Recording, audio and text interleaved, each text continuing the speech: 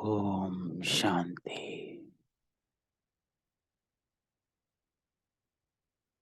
ओम शांति। ओम शांति।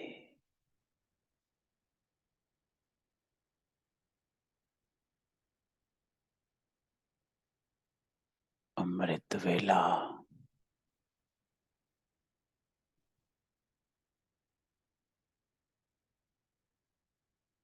बाबा मिलन की वेला।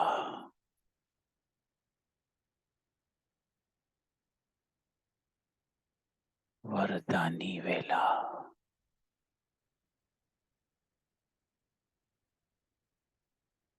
हम आत्माओं का परमात्मा मिलन की वेला।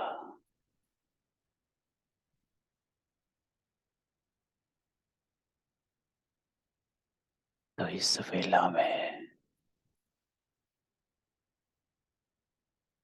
जैसे बाबा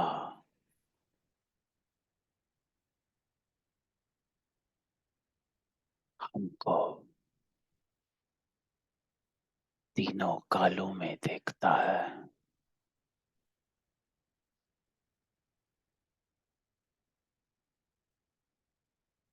ऐसे अपने आप को देखो।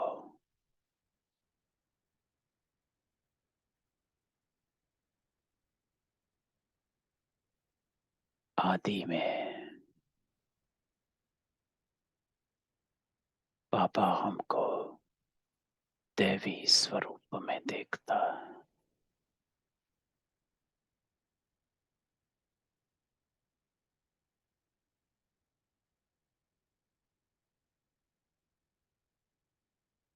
मध्य में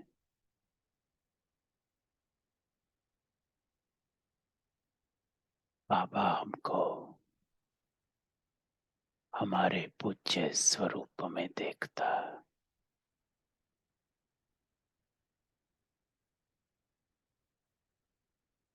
और अंत में बाबा हमको हमारी संपूर्ण अवस्था में देखता है।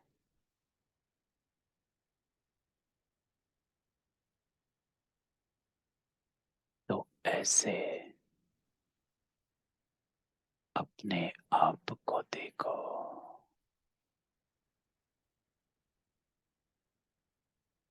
मैं देवी आत्मा, पूज्य आत्मा, संपूर्ण आत्मा। इस संकल्प में एकाग्र हो जाओ।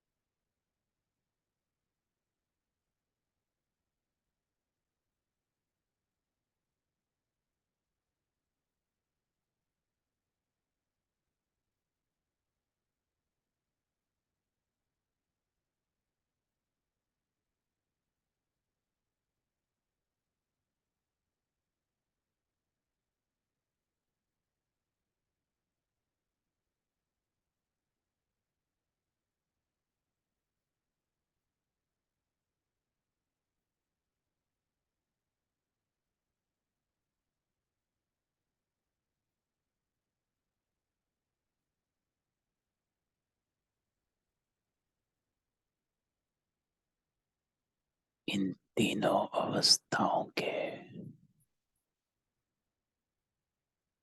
वाइब्रेशंस का अनुभव करो।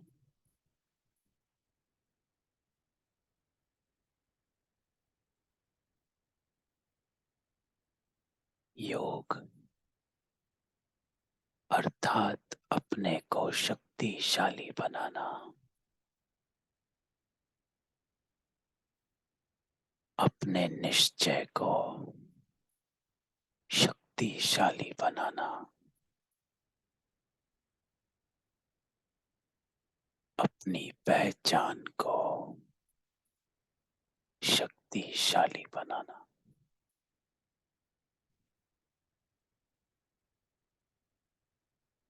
बाबा से मिलना है और अपने आप से मिलना है।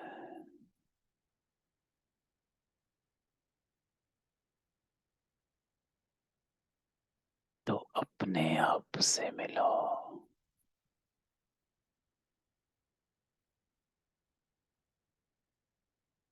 तीनों स्वरूपों में अपने आप को इमर्ज करो।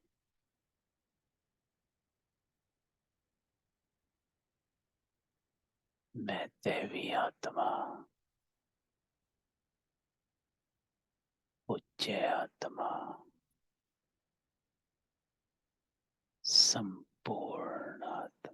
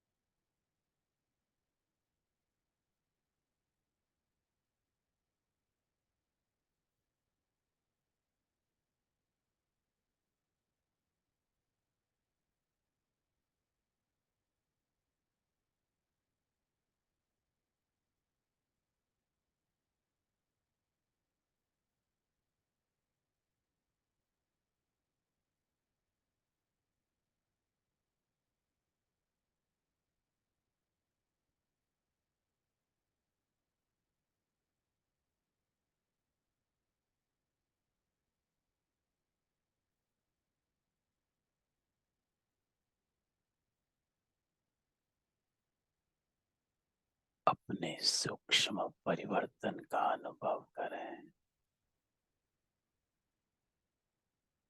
मैं आत्मा अपनी संपूर्ण अवस्था की ओर लौट रही हूँ। इस निश्चय को शक्तिशाली बना दो। बाबा से इस शक्ति का वर्षा अभी ले लो।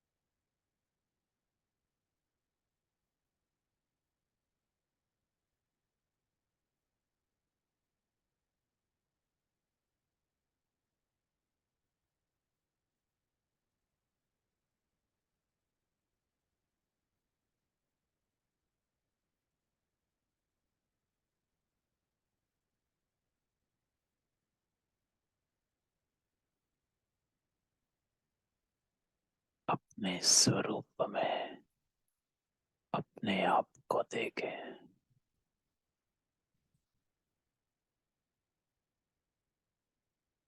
अपने प्रकाश को मस्तक पर अनुभव करें।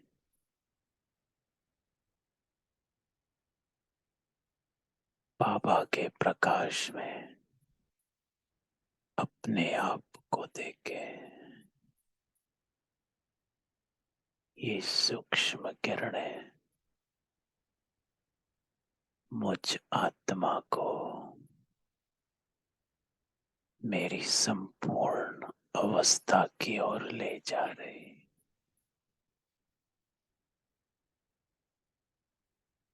आप समान स्थिति। इस संकल्प में एकाग्र हो जाओ।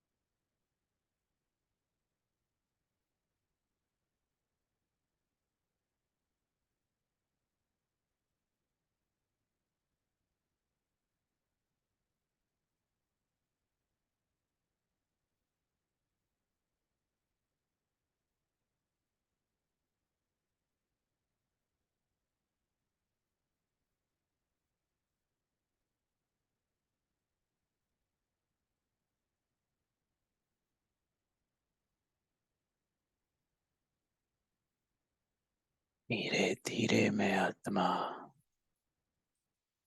आप समान स्थिति में स्थित हो रही।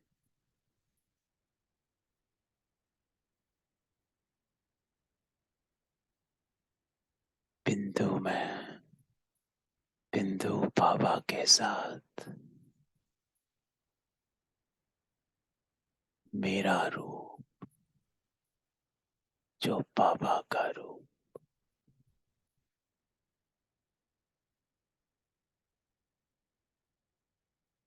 बुद्धि इस रूप में एकाग्र।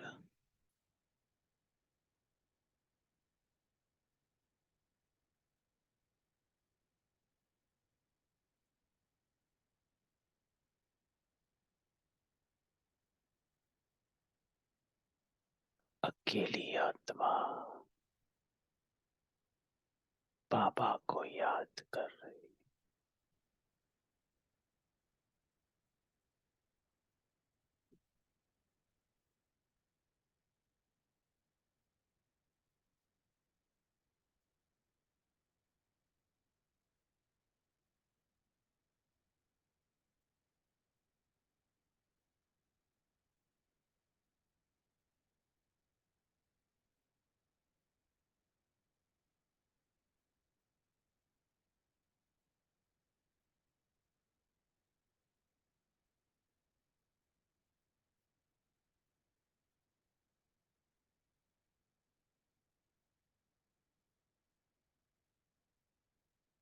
एक मैं और मेरा बाबा बाबा के साथ परम धाम में बैठ जाओ और कोई संकल्प नहीं।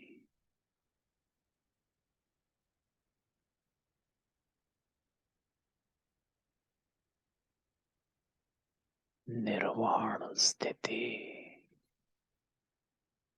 संपूर्ण स्थिति, शक्तिशाली स्थिति। बाबा से जुड़ जाओ, उस सानिध्य का, उस प्रकंपन का प्रवाह अपनी आत्मा में भर लो।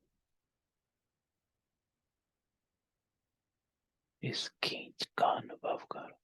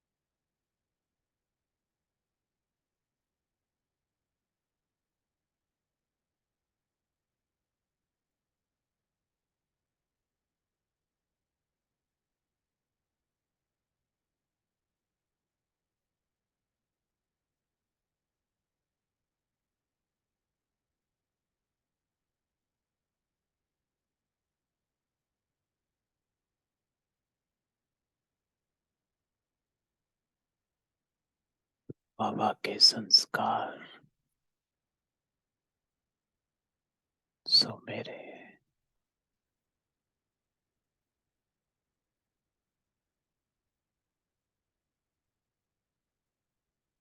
इस महावाक्य में स्थित हो जाओ। एक एक संस्कार इमर्ज कर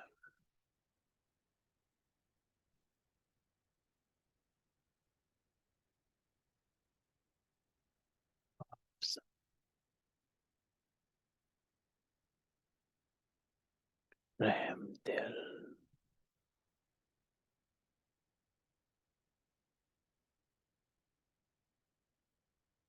आज बाबा कहता है रहम दिल बनो।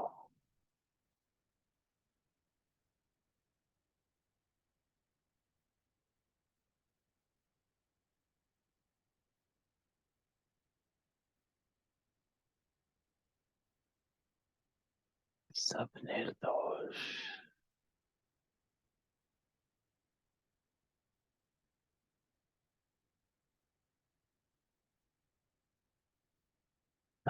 के बच्चे हो। मास्टर दाता बनो। अपने आदि स्वरूप में मध्य रूप में, अंत के स्वरूप में अपने आप को देखो।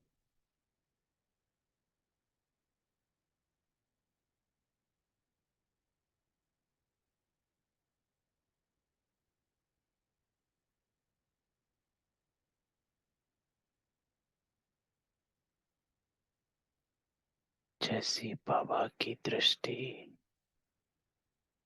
सो मेरी।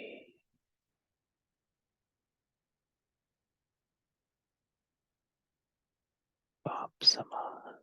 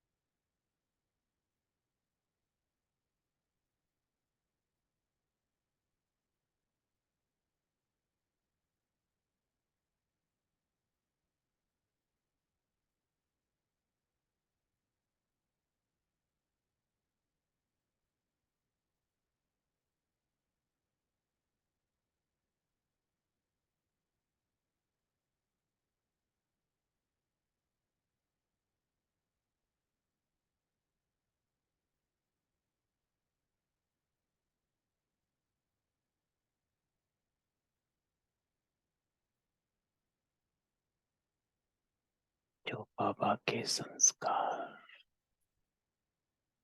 सो मेरे। मैं शक्तिशाली, संपूर्ण आत्मा हूँ।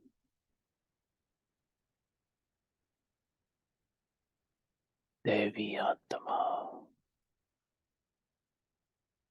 उच्च स्वरूप आत्मा।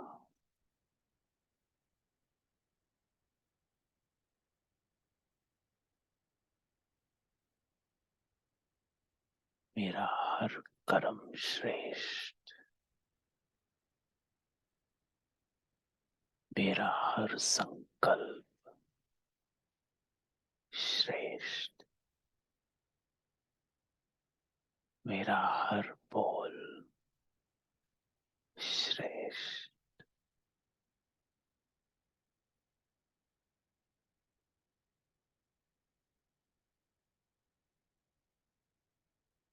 बाबा के साथ बैठ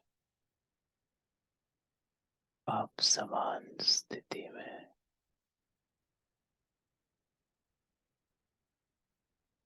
अपने आप को देखो।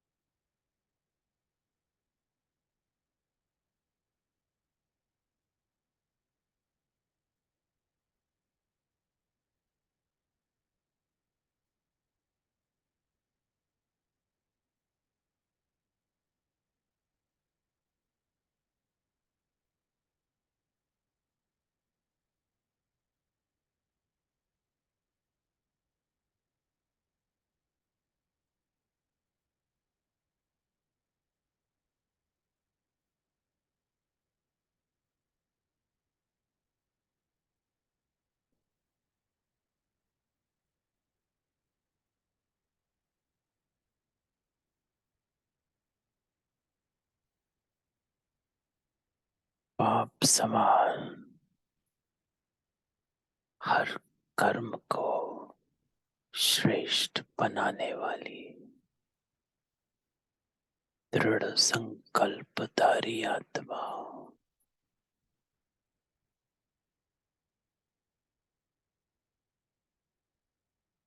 स्थित हो जाओ। और बाबा से आती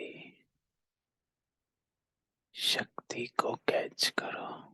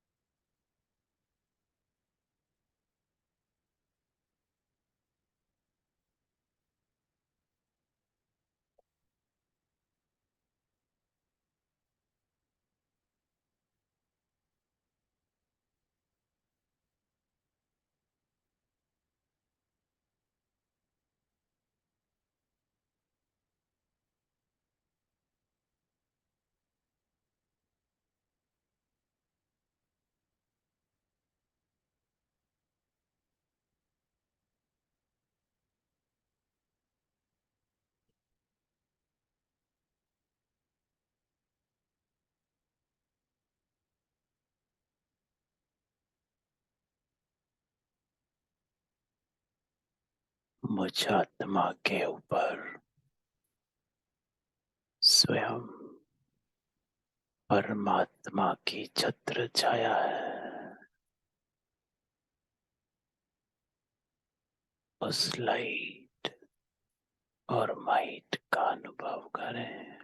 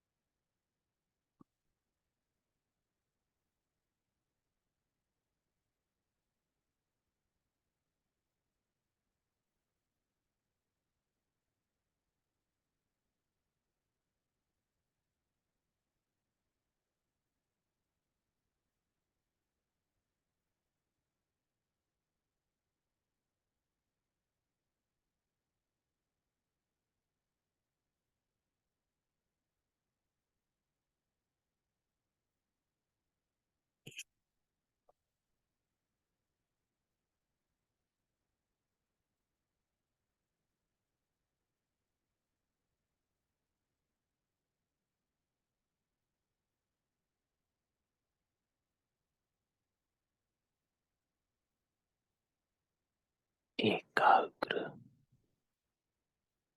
एक रस,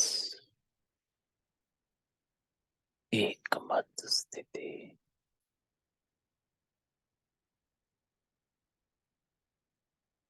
सब संकल्प समाप्त। अकेली आत्मा बाबा के साथ और कोई नहीं। ना मन में, ना बुद्धि में।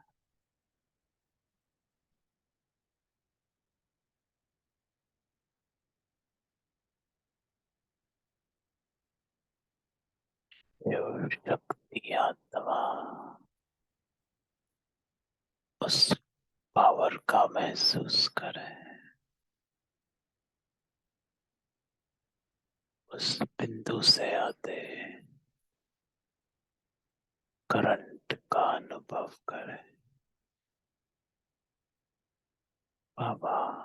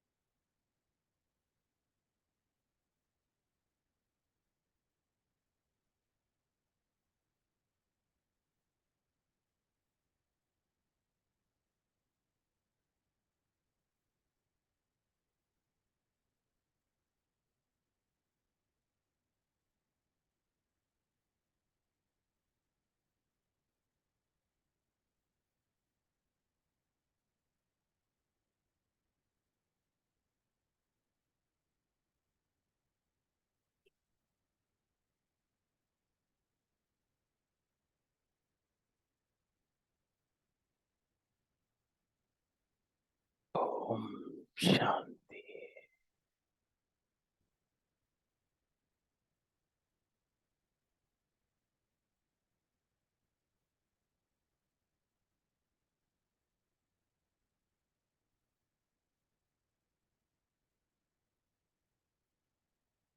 तो आज बाबा अमृत वेले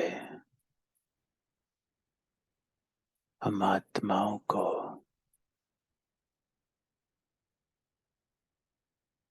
हमारे त्रिकाल रूप को याद दिलाता है। आदि में कौन, मध्य में कौन और अंत में कौन। जब हम आत्माएं अपनी संपूर्ण अवस्था में स्थित हो जाते हैं तो ईश्वरीय संस्कार, ईश्वरीय दृष्टि, ईश्वरीय वृत्ति इमर्ज हो जाती और हम परमात्मा के साथ उसी स्वरूप में जुड़ जाते हैं।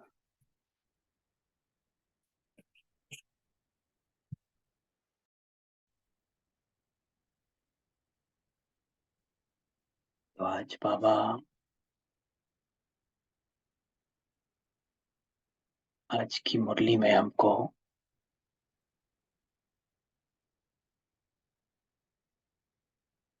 कहता है कि मेरे जैसे बनो।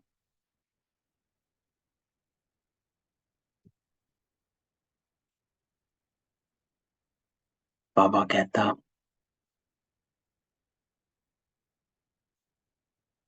कि जैसे बाबा को सभी पर तरस आता, नफरत नहीं आती।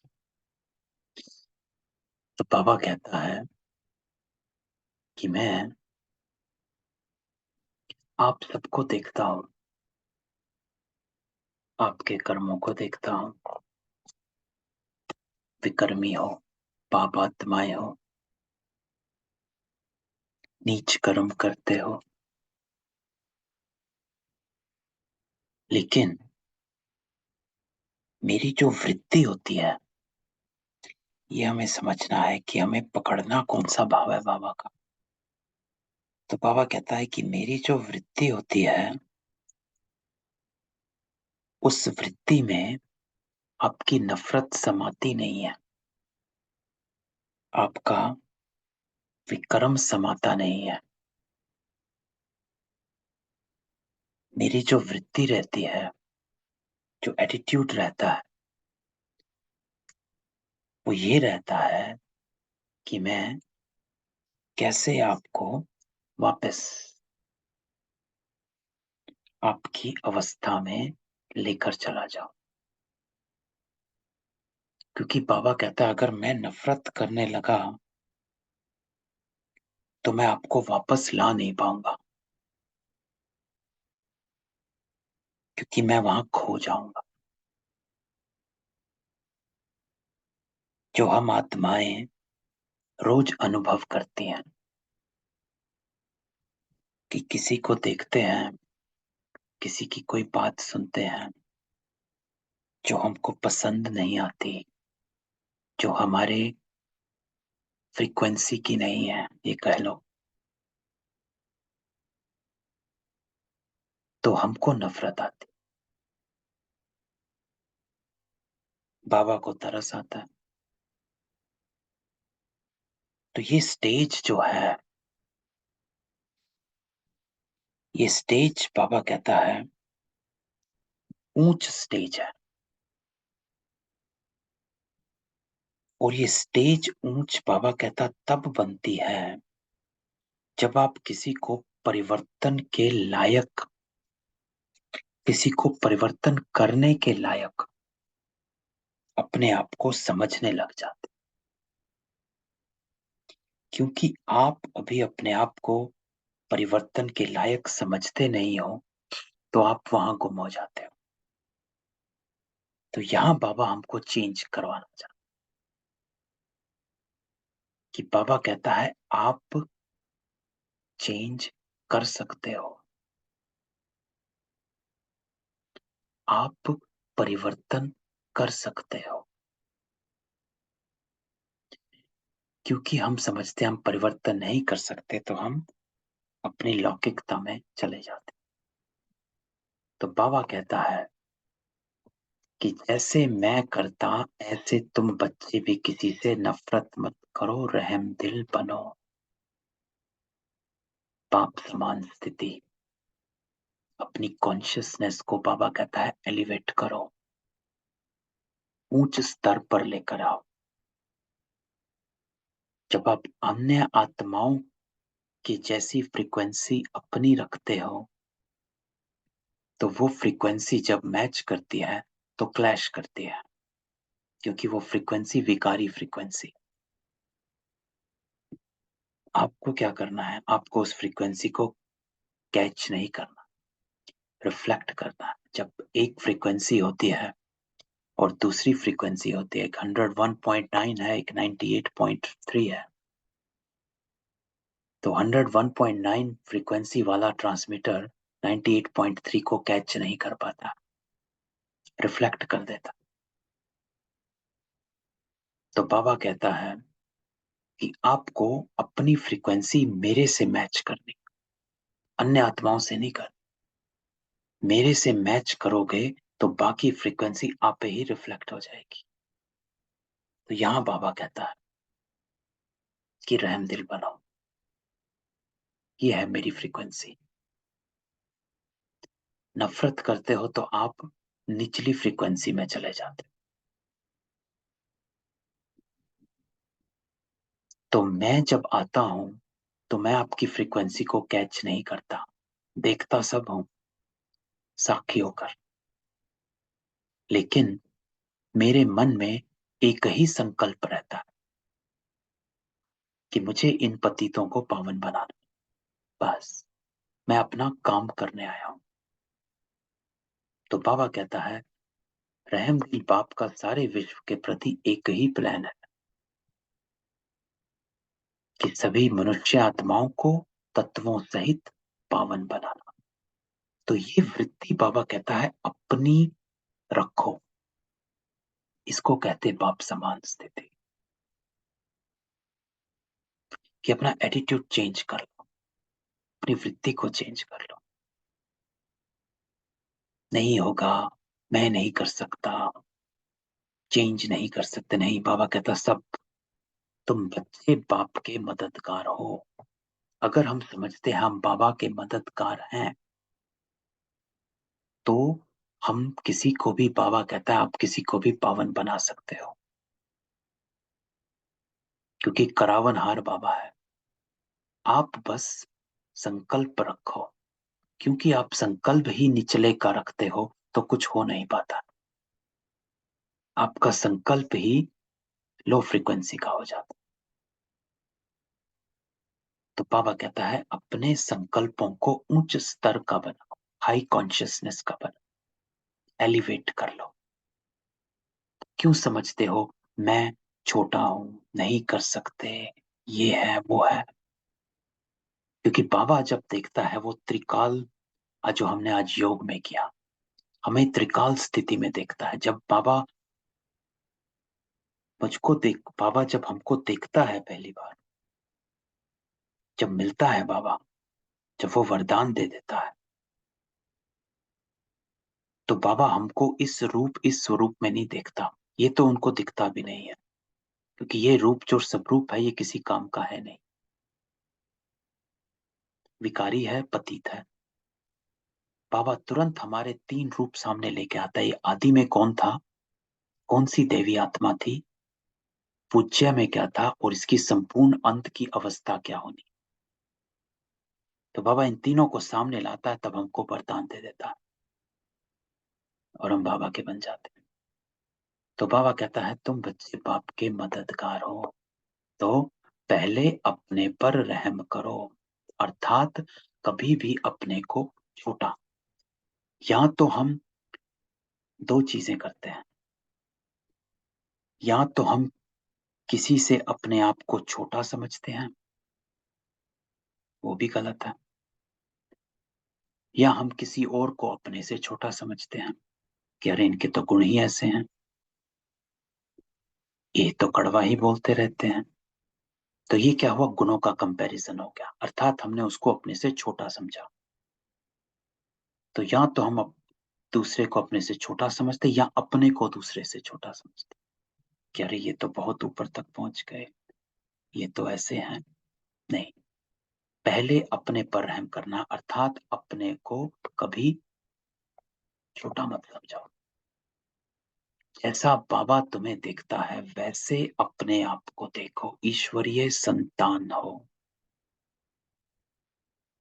बाबा हमेशा कहता है मेरे सब बच्चे राजा बच्चे हैं उसकी नजर में। तो उसकी नजर से अपने आप को देखो। श्रीमत पर चल, अपने को पावन बनाना, फिर सभी को विकारों रूपी गंदगी से निकालने की सेवा करनी है। तो जब आप खुद होगे तो बाकी सब हो जाएंगे। तो बाप समान बनना है ना। इसीलिए बाबा कहता है किसी से नफरत नहीं, रहम दिल बनो, क्योंकि आप उसके मददगार हो। कर्तव्य है, ये आपका भी ऑक्यूपेशन हो जाता है। ये आज की मुरली। तो बाबा इसी को विस्तार पर लेकर जाता है कि बाबा कहता है कौन आया, बाबा आया, किसके पास आया, हमारे पास आया। हम किसके पास आए, बाबा कहते मेरे पास आए। अब देखो, ये आत्मा और परमात्माओं का मिलन है। वो भी आता है लेकिन हम भी जाते हैं, सिर्फ वो नहीं आता।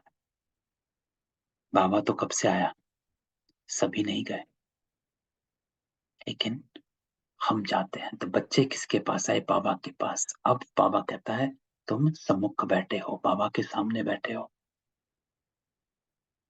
वो देखता है, जानते हो बाप बहुत रहमदिल है। बाबा जानते हैं कि इन हमारे बच्चों को माया ने दुखी बना दिया। क्योंकि बाबा कैसे देखता है हमको, बाबा ये नहीं देखता कि हम पतित हैं। तो ये बाबा का कॉन्शियसनेस, हाई कॉन्शियसनेस का एग्जाम्पल है कि बाबा ये नहीं कहता ये बच्चे पतित हैं, बाबा कहता है इन हमारे बच्चों को माया ने बहुत दुखी पतित किया है। तो बाबा ने दोष माया को दे दिया। तभी बाबा कहता है निर्दोष हो, दोषी माया। तो जब बाबा ऐसे देखता है तो रहमदिल बन जाता है। तो बाबा कहता है ये बच्चे नहीं जानते, बाबा जानते तो बाप को तरस पड़ता है कि बच्चे नहीं जानते कि उनको माया ने दुखी पतित बना दिया। दुखी तो हो गए, लेकिन बाबा हमेशा ये कहता है कि बच्चों को आज की दुनिया में मनुष्य आत्माएं दुखी हैं। आप उनसे पूछोगे लेकिन उनको यही नहीं पता है वो दुखी क्यों है। रीजन बता देंगे, ये है वो है, लेकिन बाबा कहता है जो मूल बात है दुखी वो ये है कि वो माया के परवश हैं, ये नहीं जानते हैं। अंश वंश बहुत बना देते हैं कि ये हो गया वो हो गया, उसने ये किया इसने ये किया, पर बाबा कहता है रीजन यही है। तो बाप को तरस पड़ता है, नफरत नहीं आएगी। बाबा कहते मैंने तो तुमको सुख के संबंध में भेजा। 5,000 वर्ष हुए, फिर ड्रामा अनुसार माया ने तुमको दुखी बना। पहले तुम सतो प्रधान थे, फिर रजो तमो में आए। ये मैं जानता हूं, तुम मेरे बच्चे हो, तो मुझे आना होता है तुमको पावन बना। तो बाबा कहता है कि ये सब हुआ लेकिन अब मैं आया हूं, अब मैं आया हूं तुमको फिर से पावन बनाने। तो अभी बाप को बहुत रहम आता है, क्योंकि जानते हैं बच्चे माया अर्थात 5 भूतों के वश हो परवश है। इतने परवश हैं कि यही नहीं जानते कि वो परवश हैं। तो बाबा कहता है उनको मैं लिबरेट करता हूँ। बाबा कहते हैं बच्चे अब मेरे कारण, ये लाइन बड़ी सुंदर लगी बाबा की। बाबा कहता है बच्चे अब मेरे कारण, या फिर इस भारत के कारण, या सारे यूनिवर्स के कारण, कोई भी कारण पकड़ लो जो आपको बाता है, या आप बाबा के लिए कर रहे हो, या इस भारत के लिए, या इस पूरी विश्व के लिए, तुम मेरी मत पर चलो। बस ये लाइन जो बाबा की है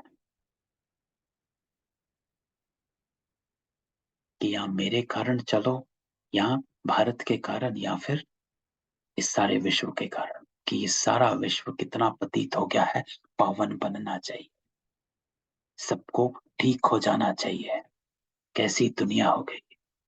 तो बाबा कहता है इसके कारण तुम मेरी मत पर चलो, मुझे याद करो और रहम दिल भी बनो।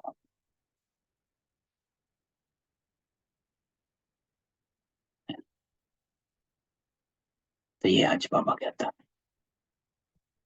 फिर बाबा ने आगे बात करी कि जब कोर्ट में जाते हैं तो गीता उठवाते हैं, कसम उठवाते हैं। किसकी कसम उठाते हैं कोई नहीं पता, ईश्वर कौन है पता नहीं, बस यूं ही कस्में उठाते रहते हैं। तो बाबा ये बात कर रहा है कि फादर को जानते नहीं है कि वो ट्रुथ है, लेकिन कसम उठाते रहते हैं। लेकिन अभी तुम बच्चे जानते हो कि बाबा कौन है, इस माता द्वारा रचा है। तो आज बाबा ने फिर से वो बात करी कि आदि देव और आदि देवी ये ब्रह्मा ही है। अगर मम्मा को आदि देवी कहें तो उनसे बड़ी आदि देवी बाबा हो जाता है। ये बड़ी गुह्य बात है, जो विशाल बुद्धि वही इन बातों को समझ सकते हैं। तो बाबा पतित को पावन बनाने हैं। तो ये बात आज बाबा सामने लाता है। तो बाबा फिर से कहता है बाबा बहुत रहम दिल है, तो बच्चों को भी रहम करना चाहिए। तो ये संस्कार जो है आज बाबा हम बच्चों में हमको कहता है कि इस संस्कार को बच्चों इमर्ज करो। आज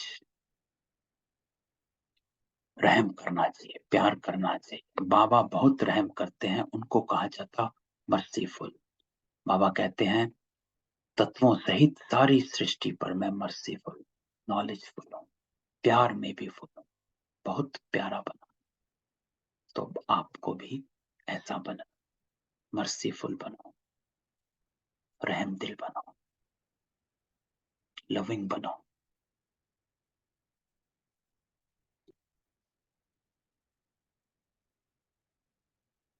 तो फिर बाबा कहानी सुनाता है कि श्री कृष्ण का क्या हुआ और क्या नहीं हुआ,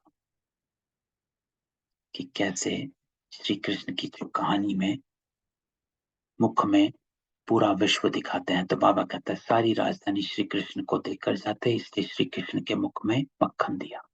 ऐसे नहीं मक्खन का कोई गोला। दो बंदर आपस में लड़ते तो माखन श्री कृष्ण को मिल जाता। तो बाबा हमको कहानी सुनाता है कि वर्ल्ड का एंड कैसे होगा। आपस में लड़ते, लड़ेंगे और मरेंगे। बस कल भी जो बाबा ने कहा था कि ये विश्व खत्म होगा, विनाश होगा, लेकिन कल्याणकारी है। तो बाबा बहुत अच्छी रीति समझाते, इसमें घृणा की कोई बात नहीं। तो बाबा कहता है इसमें किसी से नफरत करने की कोई बात नहीं, कि लड़ रहे हैं मर रहे हैं, ये हो रहा है वो हो रहा है, ये तो बना हुआ है। हर एक मनुष्य अपने को नीच पापी कहते, मंदिरों में जाकर नफरत, अपने ऊपर नफरत करते, महात्मा को पवित्र समझते। बाबा कहता है ये सब चल रहा है। बाबा गॉड, मनुष्य गॉड फादर के नाम पर कसम उठाते हैं, समझ नहीं कि गॉड फादर है कौन। तो बाबा कहता है एक तो आपने बाबा को पहचाना, दूसरा उसके समान बनो।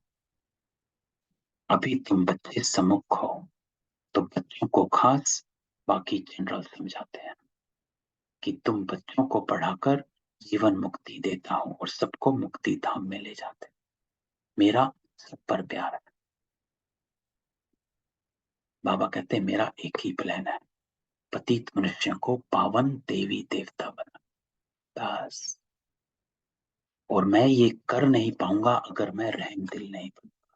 तो बाबा कहता है आप भी अपना परिवर्तन कर नहीं पाओगे जब तक अपने पर रहम नहीं करोगे, और ना ही दूसरों का परिवर्तन कर पाओगे जब तक दूसरों पर रहम नहीं करोगे। तो आज बाबा इस बात को बार बार एम्फसाइज करते हैं।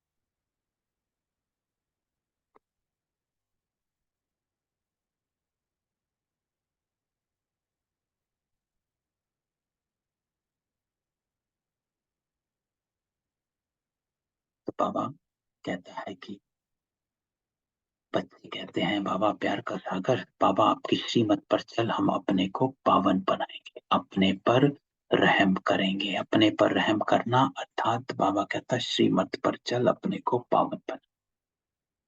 जितना टीचर से पढ़ेंगे उतना अपने ऊपर रहम करेंगे, मुरली ना छोड़ो, नहीं तो नापास हो पड़ेंगे।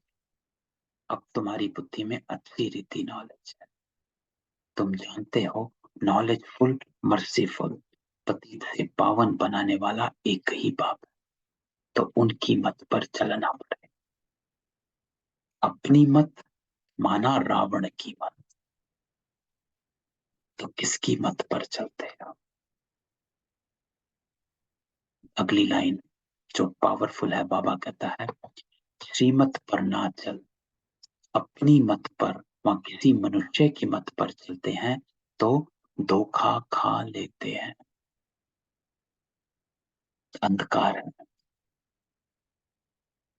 श्रीमत पर चलें तो बेड़ा पार, चढ़ाई बहुत अच्छी है। तो बाबा कहता है ये करना है, इसीलिए इसके करने के लिए बाबा युक्ति देता है। जितना टीचर से पढ़ेंगे उतना अपने ऊपर रहम करेंगे, अर्थात उतना ही श्रीमत पर चलेंगे, क्योंकि बुद्धि में ज्ञान इमर्ज रहेगा। इसलिए बाबा नेक्स्ट लाइन कहता है बुद्धि में नॉलेज है, अर्थात ठहरी हुई। और जब नॉलेज ठहरी हुई है तो उसकी मत पर चलेंगे, अगर नहीं चलेंगे तो बाबा कहता है धोखा खा लेंगे। तो चढ़ाई बहुत ऊंची है, माया के तूफान किस्म किस्म से आते हैं, परंतु आपको कोई पर नफरत नहीं। बच्चों को भी ऐसा बनना चाहिए। क्यों? क्योंकि बाबा कहता पापी तो सभी हैं, तो किस किस से नफरत करोगे?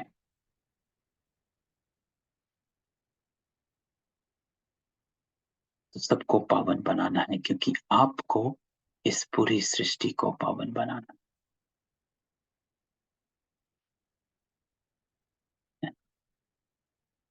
तो बाबा कहते हैं श्रीमत पर चलो तो पुराने से भी अच्छी रीति आगे जा सकते हो। जो जितना श्रीमत पर चलेगा उतना बाबा कहता आगे बढ़ जाए।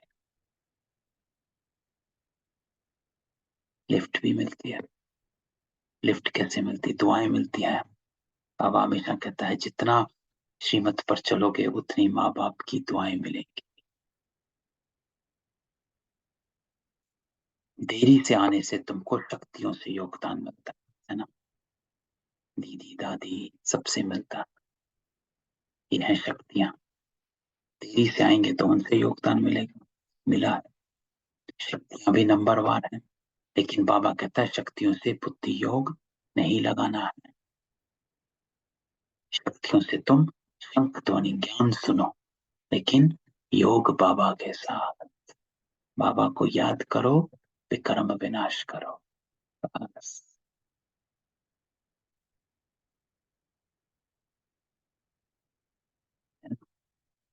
तो बाबा कहता है तो बच्चे ये बातें अच्छी रीति धारण करो और बहुत मीठे बनो, कोई से नफरत नहीं करनी। एक बाबा ने बड़ा अच्छा एग्जाम्पल दिया कि जब कोई सर्जन के पास जाता है, ऐसी भी गंदी बीमारी होती, डॉक्टर कभी भी नफरत नहीं करता किसी भी मरीज के साथ, which is very interesting and very good example जो बाबा देता है कि जब एक डॉक्टर एक बीमार के साथ नफरत नहीं करता, अगर नफरत करेगा तो डॉक्टर बीमार को ठीक नहीं कर पाएगा। कैसा भी हो, गंदा है, भिखारी है, ये है, वो है, कितना भी टूटा हुआ है, फूटा हुआ है, लेकिन नफरत नहीं। तो भी डॉक्टर को तरस पड़ता और वो शफा देता। तो ये अपने आप को समझो, कोई कैसा भी आपके सामने आ रहा है, रहम दिल का संस्कार इमर्ज रखो। ये एग्जाम्पल बड़ा पावरफुल है बाबा का। तो हम रूहानी सर्जन हैं।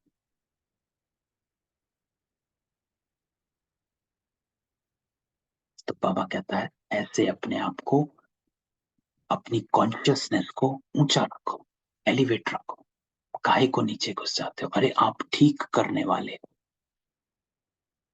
क्यों आप भी वन ऑफ दोज बन जाते हो? Don't become one of them. आप खास हो, जनरल नहीं। तो बाबा कहता है, जो बाबा ने कहा, मैं बच्चों को खास, बाकी जनरल है, आप खास आत्मा। तो why you want to be one of them? तो आज की मुरली से ये लेकर जाना है बस, कि अच्छी रीति पढ़, श्रीमत पर चल, पावन बन, अपने आप पर रहम करना है, कभी भी नफरत, बेरहमी नहीं करनी, किसी से नफरत या घृणा नहीं करनी, बाबा समान प्यार का सागर।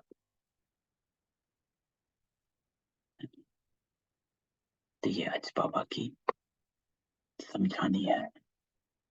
ये संस्कार बाबा कहता है, पाप समान संस्कार को इमर्ज करो। सबको अनम्यूट करते हैं, किसी का कोई क्वेश्चन हो?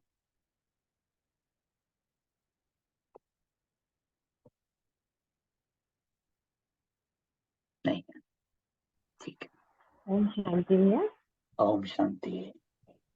हाँ जी, ये थोड़ा सा लाइट डालेंगे इस पे। ये बोला था कि शक्तियों से योग नहीं लगाना, शंख ध्वनि, ये हाँ, थोड़ा सा।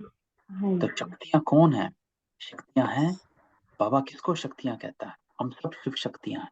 हम तो तो जब शिव शक्तियाँ हैं। सेंटर पर दीदी हाँ है जी, या दादियां हैं, तो हाँ बाबा जी, ये हाँ जी। कहते हैं कि उनसे शंख ध्वनि सुनो, अच्छा, अर्थात राइट ज्ञान राइट। सुनो, लेकिन योग नहीं। उनके ऊपर वो ना हो जाओ, बुद्धि योग बाबा से लगाना। उनसे बाबा जी, ज्ञान सुनो, लेकिन याद बाबा की, ये बाबा कहता है ना। Right right. एक और ये था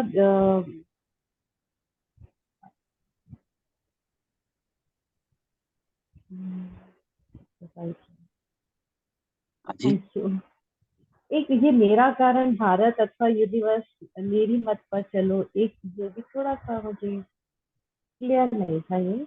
कहाँ तो पर है? मेरे कारण भारत अथवा यूनिवर्स, कुछ ऐसी हाँ, लाइन थी ना, मेरी मेरे मत पर कारण चलो। देखो, बाबा हमको तीन तीन चीजें बताता है। हाँ कि जी, बाबा कहते बच्चे, अब मेरे कारण या इस हाँ जी, भारत के कारण या सारे यूनिवर्स के कारण। तो बाबा कहता है जो आपको भाता है।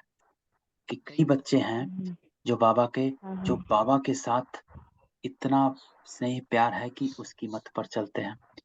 कई बच्चों को ऐसा है जो कहते हैं मुझे भारत को स्वर्ग बनाना है वापस, वो हाँ उसके हाँ कारण मत पर चलेंगे। कई बच्चे ऐसे हैं जिनको पूरे विश्व की फिक्र है, कि मेरे को हाँ ये जी। पूरा विश्व कैसा हो गया, मुझे उसको सही करना है। तो उसके कारण वो मत पर चलते हैं। तो बाबा कहता है इन तीनों में से कौन सा कारण तेरा है, वो उठा, लेकिन मेरी मत पर चल। तो ये बात कहता परमत और मनमत पे नहीं चलते, श्रीमत पे चलो। है, हाँ, मेरी मत पर चल। Thank you, thank you. ओम शांति। शांति। ओम शांति। ओम शांति भाई जी। शांति। ओम शांति। ओम शांति भाई जी। ओम शांति। भाई जी ओम मुझे शांति वो भाई जी। कंबाइंड स्वरूप का जरा बता दीजिए। कंबाइंड स्वरूप। तो ज्योति का बहन कंबाइंड स्वरूप पे तो क्लास हो सकती है, पर हम थोड़े से में सुनाते हैं। कंबाइंड का जी अर्थ क्या सर। होता है? जी जी। कंबाइंड का अर्थ क्या हुआ? जब हम कहते हैं कि कंबाइंड है, तो हम क्या, उसका भाव क्या होता है?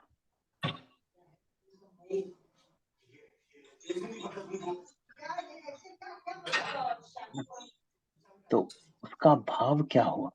तो जब हम कहते हैं कि कोई चीज कंबाइंड है, तो उसका भाव हो जाता है कि वो एक समान हो गई, that you cannot separate one from the another, combined हो गए, you cannot distinguish one from the another, combined हो गए।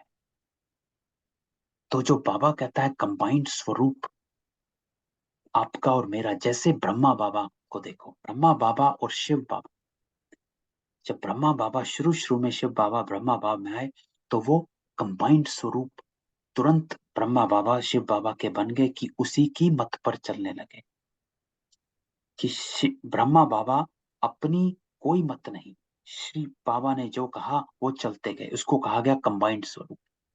तो बाबा जब हमको कहते हैं कि कंबाइंड स्वरूप बनो, अर्थात जो बाबा का संस्कार सो मेरा, जो बाबा की वृत्ति, जो आज हमने कहा पाप समान स्थिति, उसको कहा जाता कंबाइंड स्वरूप, कि मैं और बाबा एक हैं, कि जो मैं कर्म करता हूं उससे बाबा रिफ्लेक्ट हो रहा, उसको कहा जाता कंबाइंड स्वरूप, कि आप बाबा एक मत हो गए।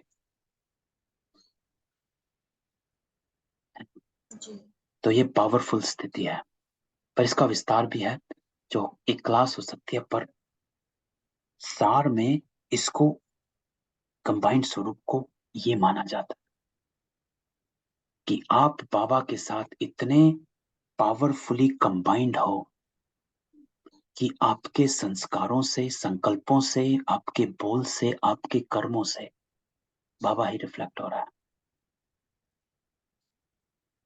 जी भाई जी। और जैसे हर वक्त बाबा के साथ का अनुभव वो कैसे होता है, मतलब कैसे करना है उसको? तो वो तो आपका अनुभव है, जितना आप बाबा को, उसके लिए जितनी आपकी कॉन्शियसनेस बाकी चीजों से हटी रहेगी, तभी आप बाबा के साथ निरंतर याद में रह सकेंगे, क्योंकि हमारी कॉन्शियस जो है ना वो भटकती है, क्योंकि सारा दिन इधर उधर कामों में, संसार में, फोन पर, रिश्तेदारों से, पड़ोसियों से, दुनिया भर से बातें चलती हैं, तो उस समय हम बाबा के साथ होते ही नहीं है। तो बाबा कहता है जितनी अपने आप को आप इन चीजों से अलग करोगे, इन रस से, क्योंकि ये रस है, किसी से बात करना भी रस है, कुछ देखना भी रस है, कुछ सुनना भी रस है, ये रस है जो हमको खींचते हैं। जब आप इन रसों की खींच से अलग हो जाते हो तो ही बाबा के साथ रह पाते। तो बाबा के साथ निरंतर याद में रहने का एक ही उपाय है कि हम बाकी सब रसों से बेरस हो जाएं, है ना? तो वही एक युक्ति है कि कितना हम अपने आप को बाकी जगह से डिटैच रख सकते हैं, कि ये नहीं है उसका अर्थ कि काम नहीं करना, काम किया और तुरंत जो काम की बात है, जो बाबा कहता है जो 10 शब्द यूज करते हो वहां 2 शब्द यूज करो और खत्म। तो ऐसे युक्ति जी से चलना पड़ता है ना, तब बाबा के साथ जी। में। जैसे जो काम हम लोग फिजिकली करते हैं, जिसमें सिर्फ हम लोग हाथ का उसमें इस्तेमाल हो रहा है, उसमें तो फिर भी अटेंशन रहता है, लेकिन जहाँ पे ऑफिस का जब काम है तो जिसमें दिमाग लगाना पड़ता है, वहां पे मिस होता है, तो बस वहां वहां पर पे हमें, मिस होता है। तो वहां पर उसके लिए तो बाबा कहता है कि हर 1 घंटे में 5 मिनट निकाल, मेरे साथ एक याद में बैठ जा, है ना।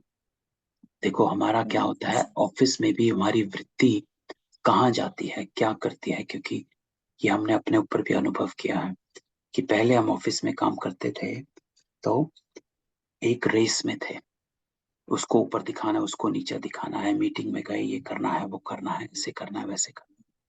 जब से बाबा से जुड़े ये सब खत्म हो गया, अपना काम जी किया और वापस, तो वो वृत्ति चेंज हो जाती है। तो ऐसे जी। ओम ठीक शांति भाई जी। है। ओम शांति। ओम ओम शांति। शांति। ओम शांति भाई जी।